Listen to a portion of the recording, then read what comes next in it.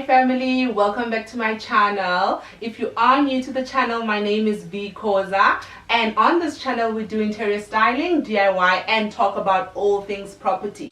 As you have seen from the title of the video, today we will be talking about Property 101. So what is that? I wanted to share with you guys 10 things that I wish everybody would know before they acquire property. Be it your primary resident or an investment property, if you're going for property number 2 or 3. I just wish everybody would know those things before they actually get into buying a property. Tip number 1. First time home buyer subsidy. Most people don't know about this, but the government gives you a subsidy if you earn 3,500 to 22,000 rand per month as a household. So this subsidy is available for your low income earners to medium income earning households, and it's there to assist you in either putting up a deposit on a new property, paying the legal costs that are involved in the property, and you don't have to pay this money back. What do you have to do to qualify? Like I said, you should be earning 3,500 to 22,000 rand per month as a household. You should be a South African citizen. You can be 18 and above to qualify for this, and you must have an approved home loan with a bank or a financial service provider. Another thing that I would like you guys to note on this is, because it's for low income earning households, you don't have to qualify for any other government subsidy or government assistance for you to get access to this subsidy. What I mean by that is, if you have qualified for an RDP house before, you can't qualify for the subsidy. It's called FLISP, and that stands for Finance Linked Individual Subsidy Program. Have a look at that. You can apply for it on the department website, and that is the Department of Human Settlements.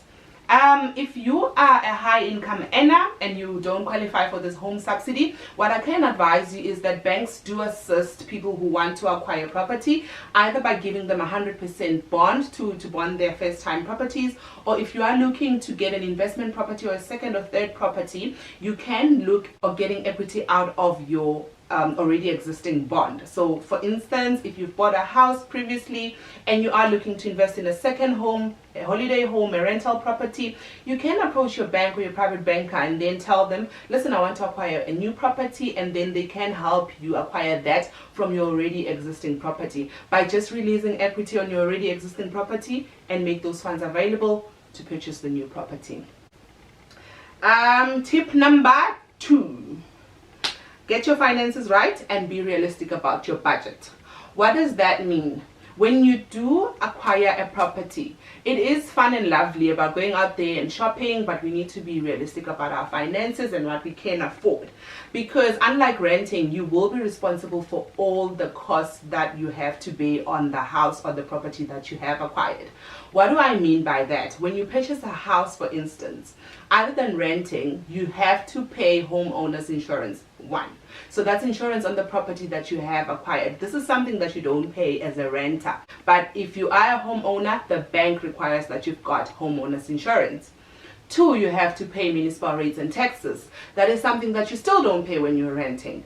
Municipal rates and taxes include your water, your sewage, garbage removal, and your electricity. You have to pay all of that.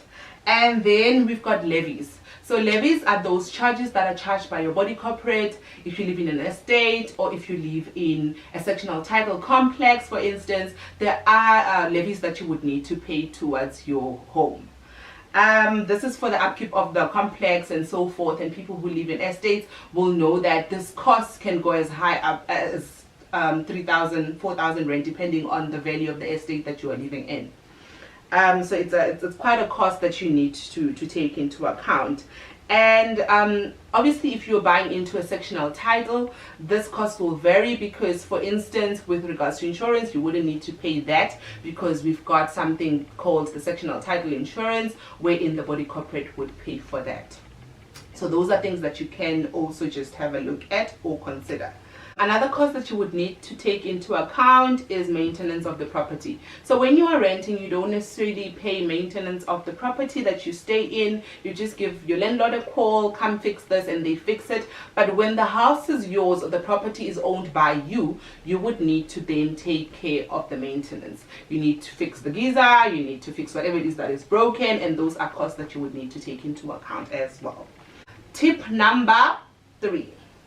There are costs associated with buying. You would need to make sure that you know what those costs are, guys. When you do apply for a bond at the bank and they approve it, I'm talking people who are not buying cash, people who approach the banks for financing, for a home loan, you would need to know that there are costs involved. 1, you would need to pay what we call an initiation fee. This is a once-off fee that banks or credit providers would charge for opening a new account or initiating a new account for you. So to open a new home loan account for you, they will charge you that cost. It is up to you. Either you pay it up front at the beginning or you then add it to your bond amount. Another cost would be bond registration fees. So your bond has been approved, you are excited, it has been instructed to the attorneys for registration. You would need to pay those attorneys bond registration fees. Banks don't usually cover those fees, so you would need to have money on hand to cover those fees. They vary according to the size of the bond that you are registering, obviously. So yeah, bear in mind that you would need to pay those bond registration fees. It's just for the bank to register the bond in favor of their name, because they have given you the financing to buy the bond, to buy the house, sorry. And then you need to take into account transfer attorney fees, and these are the transferring attorneys. Transferring attorneys are attorneys that will be responsible for transferring the other property, the seller's property, into your name. So they will move the house from the seller into your name, and they would need to be paid for those services, and they are paid by you. Okay, another cost that you would need to take into account is transfer duty. So in South Africa, the South African Revenue Services will charge you transfer duty when you purchase a house. So this is charged when property changes hands. So you buy a property from the seller, and then the property will change from the seller to your name. So you would need to pay what we call transfer duty costs. So the rule is any property from 0 to 1 million, you don't have to pay any transfer duty, but 1 million rand plus, you then have to pay transfer duty costs. You can find that on the SARS website. There is a table that shows you how much is charged on what amount. So it's a tiered amount. From 1 million plus, you would see how much of a percent would be charged for transfer duty on the property that you're buying. Tip number 4. Educate yourself. Do your research. This one is simple. Watch the news. Know what's happening in the markets.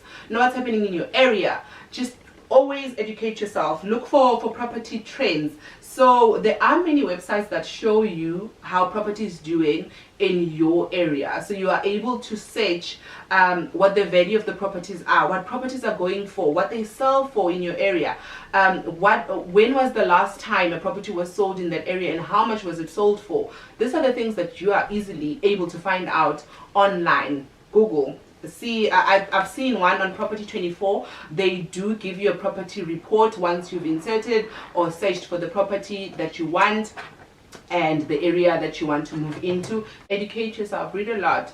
Read newspapers. Read property reports that are available. Read on your area what's happening. How's the crime rate? How are the properties doing? If you do all of that research in areas you want to buy into, it's easier for you to then decide whether or not to buy into that area. There are many resources that are available on the internet for you guys to check.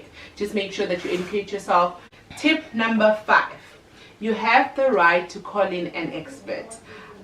So I mean, you need to know, you like a property, you need to know whether it's structurally sound, anything is wrong with it, are there any structural defects, things like that. You wouldn't know, and the ordinary man on the street wouldn't know those things. So you have the right to call in an expert before you sign an offer to purchase or before you buy a property. You have to call in somebody who knows to check all of those things. And people don't know this. They buy properties without checking, and then 3 months down the line they found out there's a crack that is compromising compromising the house and this was missed. But if you get an expert to check it out first before you actually offer to buy it, it is easier for you. You are safeguarding yourself and you're safeguarding your investment. So that is important to know. And then tip number six is you can and you should negotiate your rate. Guys, like, this is very important. If you are going to purchase property, don't just say yes to the rate that you're given by the bank. Shop around, find out if you can get a better rate, because you go to a bank, you apply for a home loan, they give you a rate, you're happy with it just because, wow, I mean, I can afford to buy a house. Trust me, you probably could have gotten a better interest rate if you had approached another bank. So do shop around, find out whether or not you can get it for cheaper. Find out if you can just negotiate the rate. Find out if you can just ask the home loan consultant if they can go back to credit and find you a better rate. That is a right that you've got as a consumer and you must use it. Most probably you will find out that the rate will change from the one that you were given. And then tip number 7, pay a little more towards your property. Guys, I cannot stress this enough. When you do purchase property, make sure that you are able to pay a little more towards it. This helps you pay off your bond quicker. So I'm going to show you an illustration, right, of Sarah, who just bought a property for 500,000 and how she paid it off quicker. I'm just going to show you a slide that has all that example, just so that you guys can see if she can do it, so can you. And you will see that you can pay it off. You don't have to pay off a bond over 20 years. You can pay it off quicker, 10 years, 13 years, 15 or 20 if you wish. But it is better to save on interest. Pay a little more into the bond. Why I usually advise this is because, so you know that interest is charged on the amount outstanding on the bond. So when you do put in money over and above what the bank requires you to pay, that money goes into reducing your outstanding amount. So once it reduces that, we are able to then charge you interest on whatever you are owing, which was lower than the last month, because I mean, you've just pumped in 20,000 rand, for instance, this month. So the interest that you save would be much more if you keep pumping money into the bond. So when you do get a bonus, put aside a little bit, pay it into your property. It will pay forward. You will see that in a few years' time, you do see a difference in the bond repayments. That brings me to speaking about deposit or no deposit. But I would like to touch on it to say that if you do save up a deposit, a huge substantial amount or just a little bit that you can afford, it does make a difference, because the deposit is then reducing the amount that you are going to owe the bank. So if the property is 500,000, like we've just seen in Sarah's case, you are able to then say 500,000, I've got 50,000 in, you put it forward, you now owe the bank 450. So the interest that is charged on the 500 and the 450, there is a huge difference, and you are able to pay off your property quicker as well. Tip number 8, credit score matters. That is something that people do not take seriously, guys. Take your credit score seriously. You need to make sure that if you are going to purchase property or you're going to invest in properties in future, take care of your credit score now. Pay your debts on time. Make sure you pay every financial obligation that you've got on time. Don't skip payments.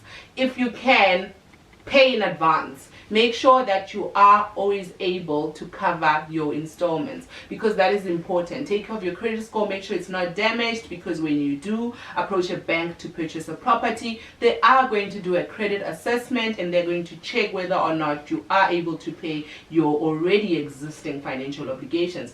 If you don't do that, they are not going to offer you property or a bond. So another thing that I wanted to just mention on that is that the banks do an affordability assessment, right, on you when you want to purchase property. So the rule of thumb is you can't purchase a property that's so your monthly installment can't be more than 30% of your gross income. So gross income is the amount that you get before deductions. So your gross would be, let's say 20,000, after deductions 15,000, so we check the 20. So whatever repayment that you make on a month-to-month basis must not be more than 30% of that 20. So you need to make sure when you do shop, when you do think about property, take that rule of thumb into account. Make sure all the time that whatever it is that you're shopping for, the repayment is not more than 30% of your gross income. You save yourself the trouble of approaching a bank and being declined, and you also save yourself the trouble of getting the property and not affording it at the end of the day. Make sure that you always take care of your credit score. You always make sure that you pay your debts on time. You always make sure that you shop within your budget, whatever it is that you can afford, and be realistic about that as well. And then tip number 9, timing is everything. I cannot stress this enough. Timing is everything. What do I mean by that? Check the markets. Don't just go out and buy property at any given time. No, check what the trend is. What is going on in the market? How is the economy trading? What is happening in your own country? Check that. Read up on things. Make sure that the timing is perfect to purchase property. Like, for example, if we just check now what is happening with our economy in South Africa and what is happening with our country in general, with the COVID pandemic that is happening all over the world, how are the property markets? What's going on in our South African property market? If you do check that, you will see that now it is a buyer's market. What do I mean by saying it is a buyer's market? So a buyer's market is a market that favors the buyer. There is an oversupply of property in our market right now. Buyers are able to bargain for good prices with sellers. So a seller can't just price a property at 2 million and get it sold at 2 million now. The buyer has bargaining power to say, listen, I've got 1,950,000. That's how much I can afford. Am I able to buy this property at that price? Buyers are able to do that right now because of how the market is trending. And because of the interest rate cuts, they are able to approach banks and get financing at lower interest rates because of that. So it is a buyer's market. Buyers can buy. So check all of that out. You don't need to be too financially savvy to know these things. Just read, just listen to the news. What is going on? Is the timing right for me to purchase property? How does this time benefit me as a buyer? You need to look into that. Whether you are an investment property buyer, meaning you're buying your third property, or whether you're just buying your first property, does the market favor you? And then last but not least, tip number 10. Don't follow trends. Go for what you love, but be realistic. That's what I leave you guys with. When you do shop for property, have a checklist. Know what are non-negotiables for you. I will leave you with this. For example, if your non-negotiable is security, for instance. So you would be looking at a standalone versus a house or a property in an estate. That is much more favorable in terms of security than a standalone house. So consider all of those things. Go for what you love, but be realistic about what's on your checklist, what you can afford and what you can compromise on. You will not always get what you want, but you need to make sure that you don't go for trends. Don't go shopping because of what other people are buying. Go shopping because of what you love, because you will be stuck with that property. Property is not as liquid as people think. To sell a property is very difficult. It might take you time, a year or more, to sell that property if you don't like it. So you want to be comfortable with your decision. You want to know that if you do get that property, you will stay in that property, and you might as well do your time in that property as well. So I will leave you with that, and I hope this was informative. If you do like this content, let me know in the comment section down below. Please like the video so that I also know and get a feel of, is this the content that you want to see on the channel? Or if you do like this content, do share this with family and friends so that they are also in the know with regards to what to look out for when they do consider buying property. See you next time. Bye.